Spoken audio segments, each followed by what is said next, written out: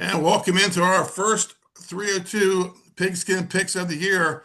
This year, 302 Pigskin Picks are brought to you by Compete Event Management. Um, they run wrestling tournaments throughout the state, and they also have an apparel line that can be personalized for your tournament. Uh, Not looking to run an event, but looking for competition. Compete events are where you want to be. They're well run and organized. Their next upcoming event is the Primal Showdown, September 21st at St. George's Votech in middle school. Check those guys out. They're on Facebook.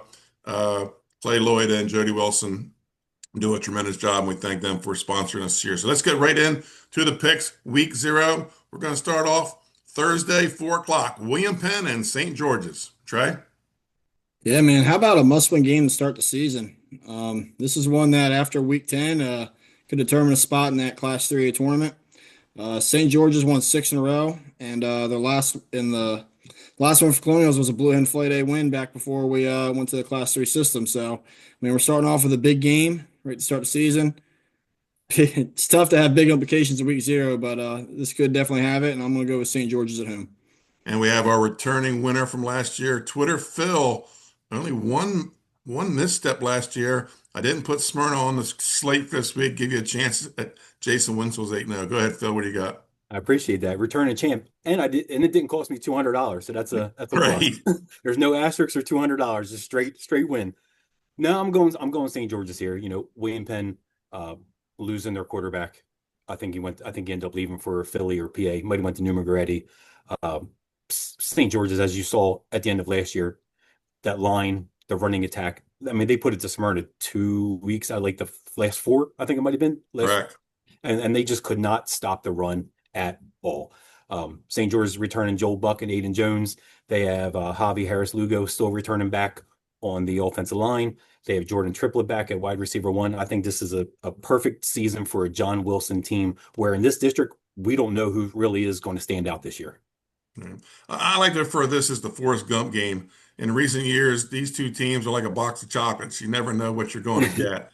But I like the Hawks, who have been a consistent playoff team in recent years, to get the win. I'm taking St. George's at home, just below the ditch on that rare mid-afternoon start. Let's move to Thursday, 6 o'clock. The Odessa Ducks travel down to Dagsboro to take on the Indian River Indians. Trey, who do you have? Yeah, Indian River, they're coming off a dream season, winning that Class A state title last year, and now they're moving up to Double A. But they still have some serious weapons in Darnell Stokes, Devon Handy, and Dylan Grice. And the Ducks come in off a tough 3-7 season, but I mean they had some decent wins in there. They were a tough team. They were hit hard by graduation. I think this is another early test for both teams. I like Indian River. I like Indian River in this game, even though they're up to Double A. I'm gonna go with the Indians. Twitter Phil, the last time we saw Indian River, they ran the hook and ladder for a state title. Yeah. And that was probably one of the best state title games that we've seen in a long time. Competitive, start to finish. My gut originally told me Odessa. Indian River's moving up, but Odessa doesn't have their head coach. He's suspended for the first 2 weeks. Right. There's a shot that they don't have their starting quarterback, who is still got some paperwork that's trying to get, figured out. Going down to Indian River, they still have Stokes. I think Odessa is going to be a legit contender by the end of the year, but I think this is Indian River's game to start off the season with. I'm sure it's going to be fanfare there, bringing out the state title. They're probably going to load a banner or a sticker or somewhere, and it's ready for Indian River to win this opener. Yeah, Stokes and Handy they have back. Yeah. The Indians, they move up from Class A after winning that state title, and this was a good year for the move for the Indians as they come off a championship season and only lose 5 guys to graduation. Plus, they have a handful of playmakers returning. The Ducks graduated their first class in school history, and it was a big one for football. The Bucks will be bigger and deeper, but this game will be down in Dagsboro with a rare 6 o'clock kickoff. Moving up in class, Indian River, they will not be afforded that luxury of letting teams hang around and win late like they did in some key games last year.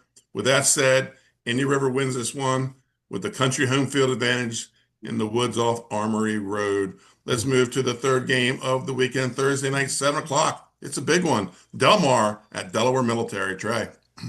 Yeah, coaches like Dave Hearn, they don't win over 200 games on just talent. He's found a way to consistently develop talent year in, year out.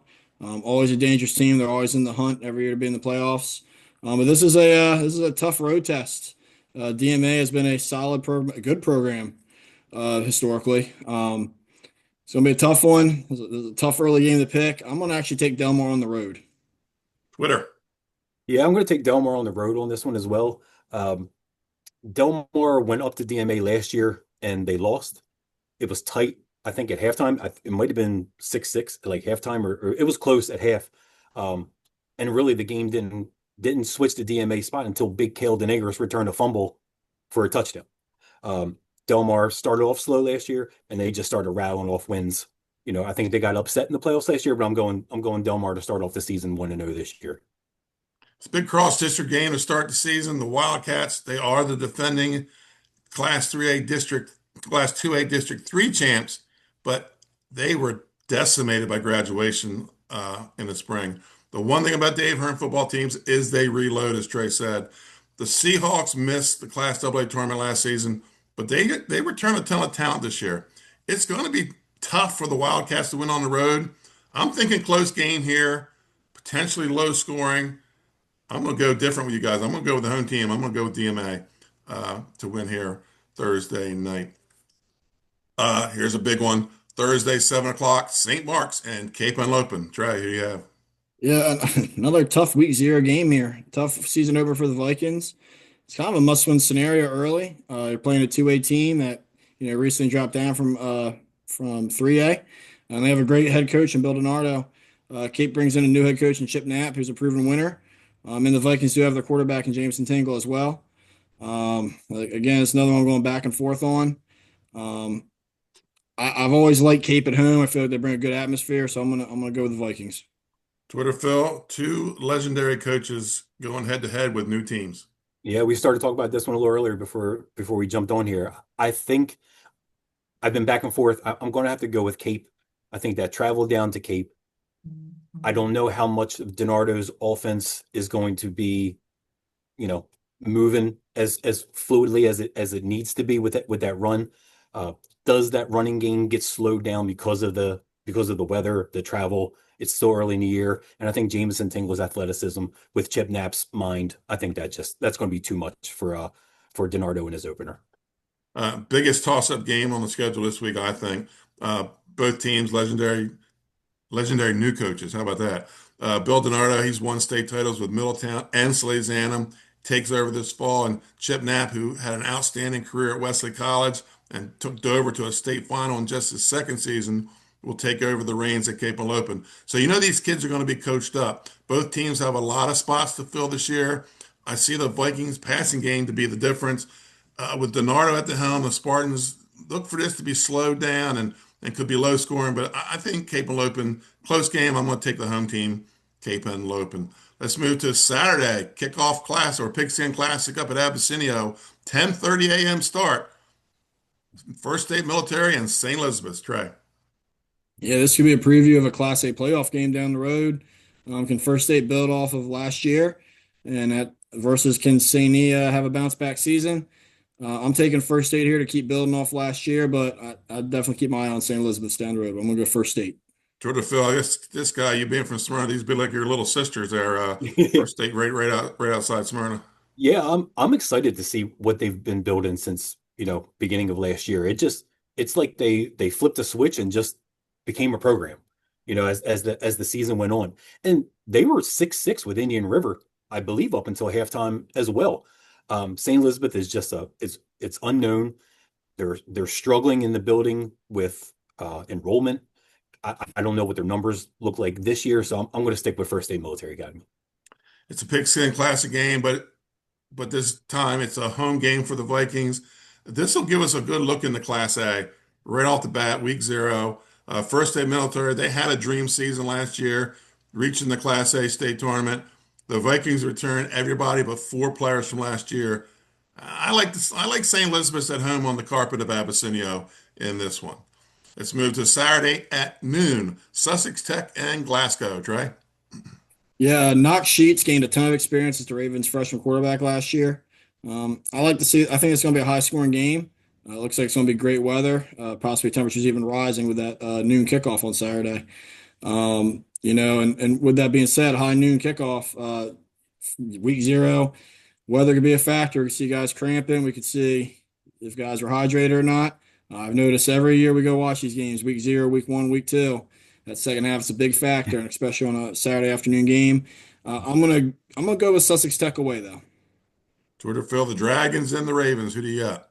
Yeah, I got to go Sussex Tech on this one. Glasgow's just based off of last year, just struggled mightily with more of the middle tier teams, I should say. And I don't think Sussex Tech is anywhere close to where Glasgow wants to be right now. I'm going Sussex Tech. These two start off the season with a cross-class game, high noon, just outside Newark. Both teams return quite a bit of talent, although the Ravens, they graduated their 1-2 punch in the backfield. Tech, as Trey said, does return Knox Sheets. He got a big year commanding that wing T offense. The Dragons, they only graduated half a dozen players, so they're going to be much more experienced than they were last year. These two teams put up combined 90 points last year. Sussex Tech will win this game, but look for Glasgow to come on strong midseason. Coach Brown isn't afraid of competition. He has front loaded that schedule with three Yep. Class 2A teams this year. Let's move to our upstate game of the week, 7 o'clock Thursday night. Christiana versus Newark Charter. Glenn Frazier and Pat Garriantes will have the call on this game on 302 Sports. Trey, Yeah, Christiana was a playoff team last year, right? correct. Yeah, so I mean, playoff team last year, and they're taking on a new program, but a program that had a solid JV season, 9-1. So they're working together here. They're playing well. This kind of puts Christiana in a no-win situation, but I don't see them backing down. I'm gonna go Christiana. Twitter Phil. Yeah, I'm going to go with Newark Charter on this one. Um, I think that the difference for me with Newark Charter is even though they played a JV schedule last year, they didn't really lose that much. That's really that whole entire team still coming back as they're still building their program. So for that specific reason, I'm just going with Newark Charter.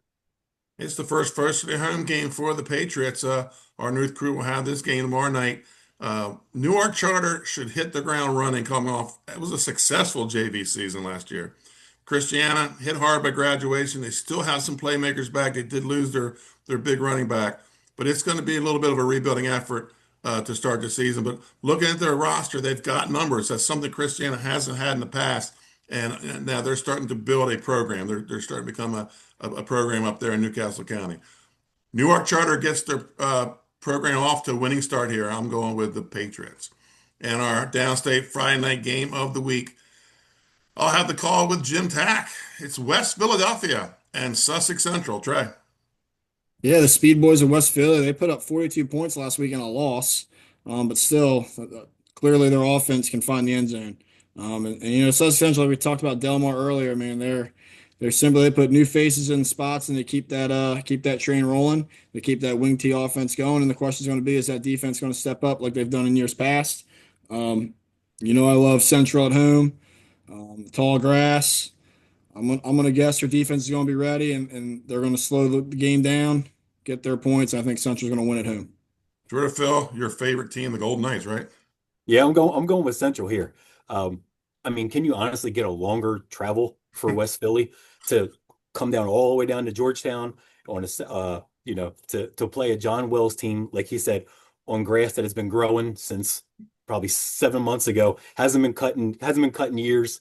And they're just going to get, I think that wing T, that slow down, that power offense is just going to slowly keep them off the field. And being week two, long travel. It's going to be hot. I just see their bodies kind of wearing down. Like Trey said, this is the time of the season where you see everybody cramping up. I think you're going to see a lot of them cramping up in that second half of trying to deal with that central offense. The ground and pound misdirection Golden Knights welcome the Speed Boys. Yeah.